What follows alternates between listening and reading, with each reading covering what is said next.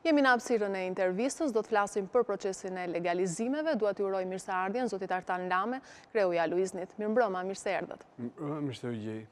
Zoti Lame, dua të flasim fillimisht për vendimin më të fundit të Këshillit të Ministrave të lançuar rreth para 2 javësh, gati më shumë se 2 javë, për regjistrimin e banesave të ndërtuara para vitit 1991.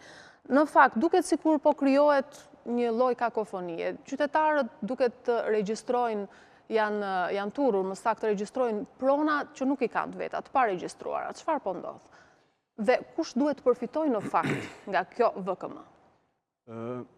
Përfitoj edhe një herë që gjendem në një studio nga më kryesorët në vend për të marrë me një problem që duhet përçojë ke qytetarët, një problematikë që ndonjëherë pavarësisht nga shpjegimet tona, pavarësisht nga lajmërimet tona, pavarësisht nga gjithë informacioni mundshëm, prap krijohen mbivendosje. Mbivendosjet janë dhe të natyrshme, duke patur parasysh që ky vend sa më shumë e gërmojmë, aq më shumë shohim që është pa letra, aq më shumë i ka letrat e bëra lëmsh, dhe që na detyron pastaj që i detyron njerëzit ndonjëherë që të gjenden në këto situata, siç i quajtë edhe ti, kakofonie.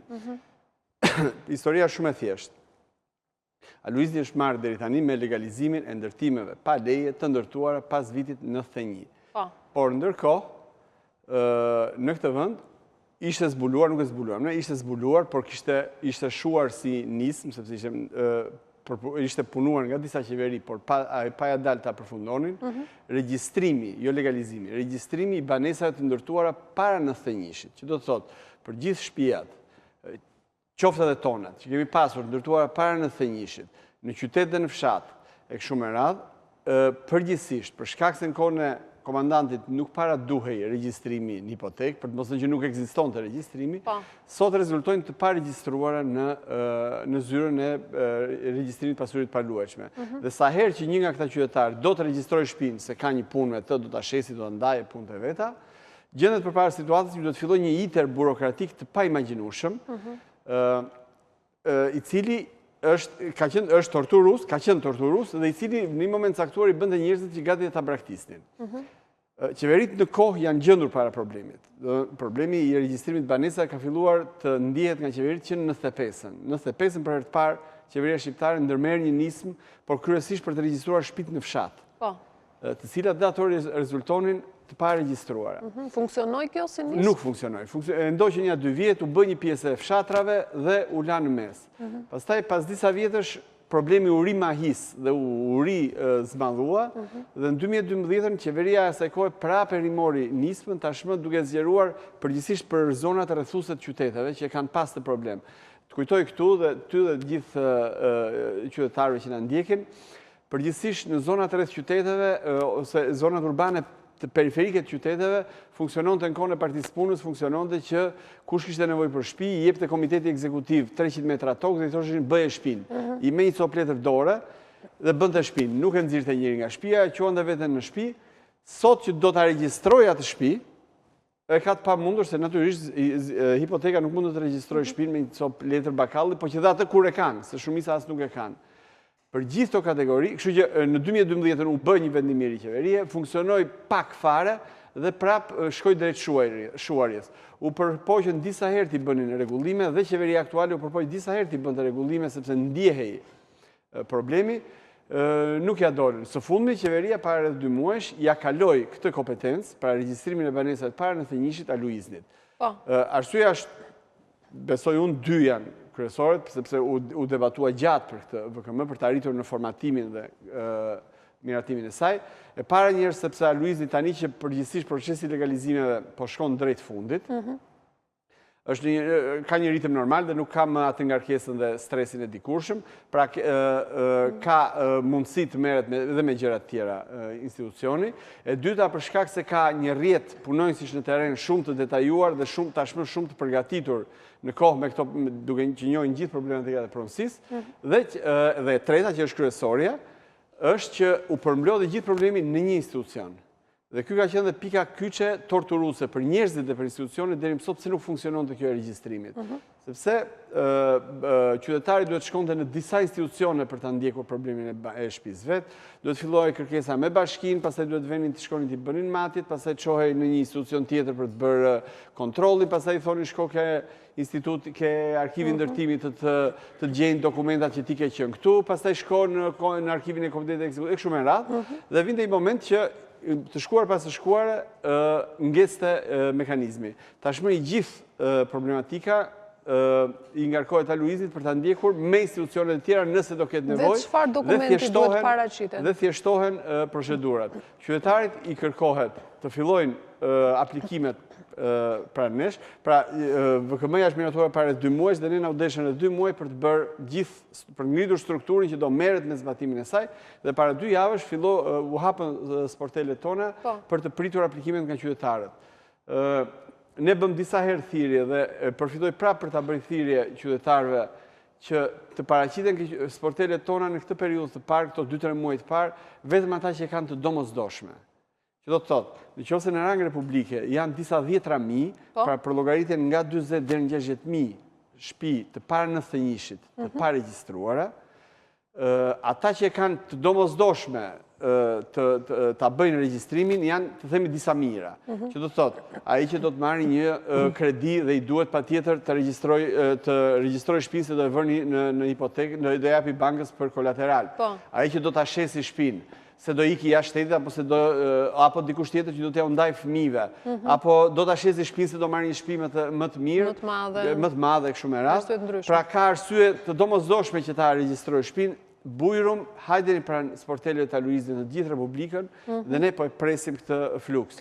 Por të gjitha të tjerët që nuk i detyron asgjë për momentin, le të presim me qetësi që të kaloj kjo vale parë e qytetarëve të domosdoshëm, në fundit jemi një shoqëri dhe të bashkëpunojmë me njëri tjetrin për të mirën e përbashkët dhe pastaj të vazhdojmë normalisht të themi me flukset e tjera. Zgjat kjo si procedurë, ALUIZNI do të bëjë verifikime?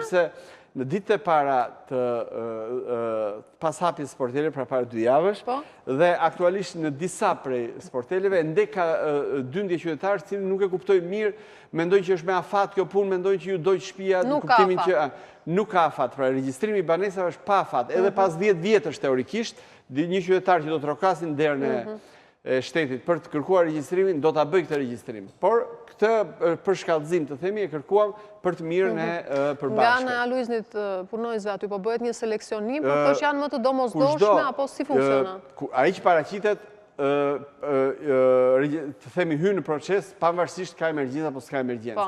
Ai që kërkoj unë mirësisht dhe shoqërisht, është që të paraqiten për këtë moment vetëm ata qytetarë që kanë nevojë akute, nevojë domosdoshme. Pastaj, çdo qytetar, përfshirë dhe këta që kanë nevojë urgjente, qoftë pranë sporteleve tona, qoftë pa ardhur fare ke sportelet tona, mjafton të klikojnë ke sajti i ALUIZNI-t dhe ke sajti i ALUIZNI-t në Facebook, se tani ka filluar në për institucione më rëndësishme është Facebooku se sa sajtet zyrtare, por dhe ke sajti zyrtar, mjafton të hynë dhe gjejnë formularin të gatshëm, ta printojnë dhe ta mbushin dhe ta çojnë në post.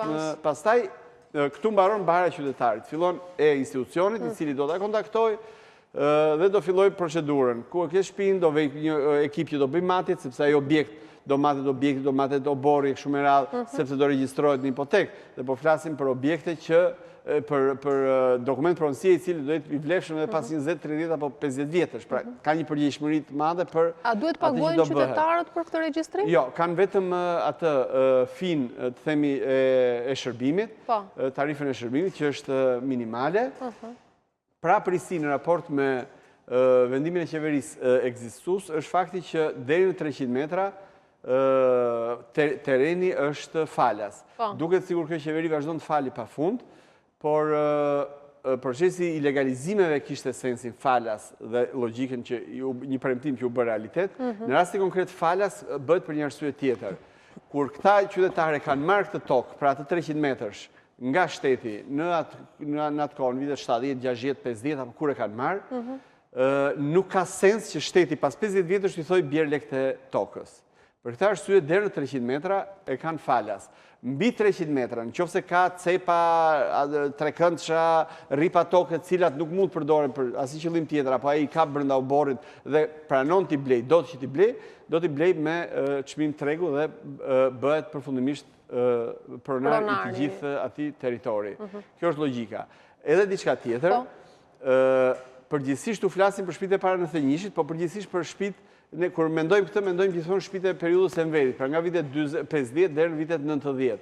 Mos harrojmë që edhe shumica e ndërtimeve të para 44-s, pra ndërtimet për sa mund duket qesharake edhe të kohës Turqisë, janë pa regjistruara akoma. Edhe të kohës Turqisë. Që do të thotë, një pjesë e mirë për shembull e Beratit historik është i pa regjistruar. Një pjesë e mirë e Gjirokastrës historike është e pa regjistruar. Lagja Kalan e Elbasan ka zona të tëra të pa regjistruara.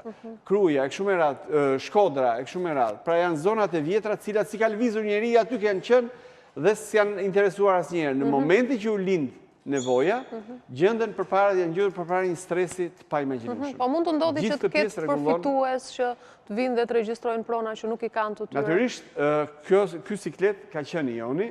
Por eksperimenti i ALUIZNI-t tregoi një gjë, që qytetarët me njëri tjetrin i gjejnë gjuhën. Qytetarët jetë më të këtonë se kanë gjetë gjuhën me shtetin. Me njëri tjetrin kanë gjetë gjithmonë gjuhën.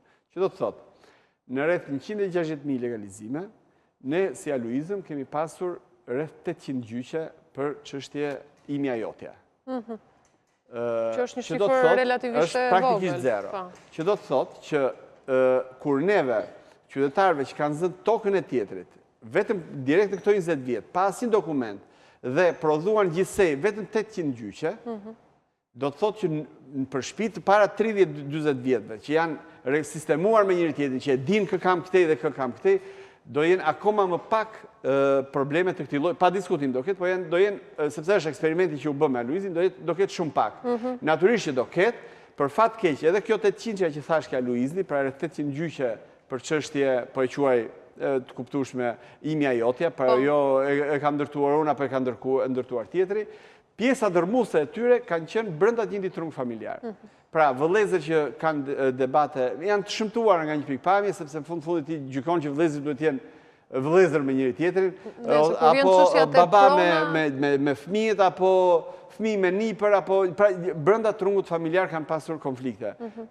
Po që janë shumë të rrallat numërueshme me gishtat e dorës, rastet kur qytetari A ka aplikuar për legalizim të një objekti, ku është dhe qytetari B, vjen dhe thotë që jo e kam ndërtuar unë. Dhe këta s'kanë asnjë lidhje me njëri tjetrin. Janë shumë të rralla këto raste. Ky eksperiment shërbeu dhe eksperiencë për këtë VKM-n e re. Për të folur dhe për një tjetër çështje që lidhet me legalizimet, kryesisht për pallatet e braktisura nga ndërtuesit, sa është ky numër? Dhe çfarë po ndodh me to? Unë përfitoj gjithmonë rastin, kështu që këtë t'ja u them edhe të zbulojmë një nga sekretet e vogla të transmetimit. Gjithmonë kur dalë nëpër media, ju them, ma bëni këtë pyetje për pallatet e braktisura, sepse për të mbajtur të fokusuar vëmendjen e publikut dhe të atyre që janë të interesuar tek problemi. Duke sigur shumë thjesht mund të thuash që po mirë, ai e ka vetë hallin, kështu që interesohet. Për sa mund të duket e çuditshme, ka mira njerëz që janë gati të ankohen nga mëngjesi në darkë, po kur ju thua bëuni bashkë dhe hajdeni të bëni dokumentat, nuk vinë. Krijojnë probleme, nuk merren vesh me njëri tjetrin, nuk bëhen bashkë, ju lutemi, na thonë që jo po ne s'bëhemi bashkë për ashensorin, do bëhemi bashkë për pallatin. Po mirë tani, do shtëpinë tënde?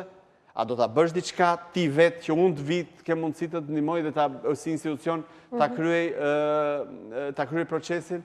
Unë gjykoj që për te marrëdhënieve institucionale, vetë shteti, strukturat shtetërore kanë një rol edukus për publikun. Qoftë edhe duke na i sjellë majt hundës, që do të thotë dhe në këtë rast, qoftë se nuk bëheni bashkë, derisa të bëheni bashkë, ne jemi në dispozicion kur të vini si pallat, që keni gjetur një subjekt apo një person që t'ju ndjeki procedurat, që të vi dhe t'ju mbledhi letrat me njëri tjetrin, që të merrni vesh dhe të kemi me kë flasim dhe jo të flasim me muret, ne do jemi në pritje, por ama bëni minimumin që ne të bëjmë pjesën tjetër.